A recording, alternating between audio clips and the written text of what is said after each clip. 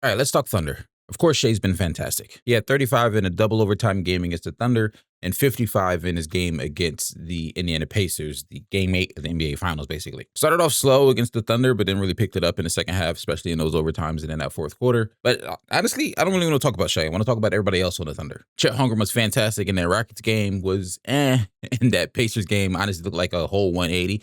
But we saw the progress. We saw the potential there in that Rockets game. He's definitely what kept them in that game in the first half. Aaron Wiggins looked pretty good out there as well, knocking down 5 threes in that Indiana Pacers game. He got into the starting lineup because Casey Wallace was out. But truly, what I want to talk about and who I want to talk about is AJ Mitchell. AJ Mitchell has been fantastic so far in these first 2 games. And I'll be honest with you, at first in the Houston Rockets game, when he started going off and attacking Reed Shepherd a lot, I was like, who is this? He only played 34, 35 games last season, and I was not familiar with his game at all. He looked really confident out there, looked really good attacking the basket, creating shots for himself. I was really just surprised by his confidence. Like, he looked so confident out there and so poised attacking the rim. He had 16 points against the Rockets and 26 points against the Indiana Pacers. And by halfway through that Pacers game, I'm like, oh, the Thunder have another guy. Like, they have another guy that adds to this crazy level of depth that they can play and really rely on to be productive on both offense and defense. And I think some people might see that both games going to double overtime as a bad thing or as a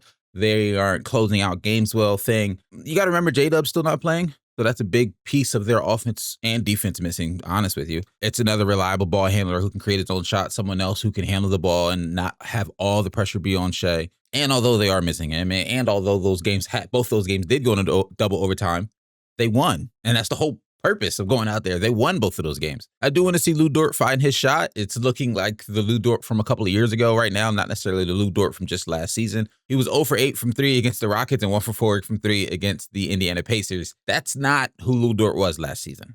It just wasn't. So I hope he finds that back. Honestly, I'm sure he will find that back. And lastly, SGA is still fantastic, like legitimately still fantastic. There were multiple times down the stretches of both the Rockets game and the Indiana Pacers games where when he got to his spot and rose up in the mid-range, I was like, oh, that's good. That's cash. And he was just knocking him down. Like routine buckets for him down the stretch of both of those games.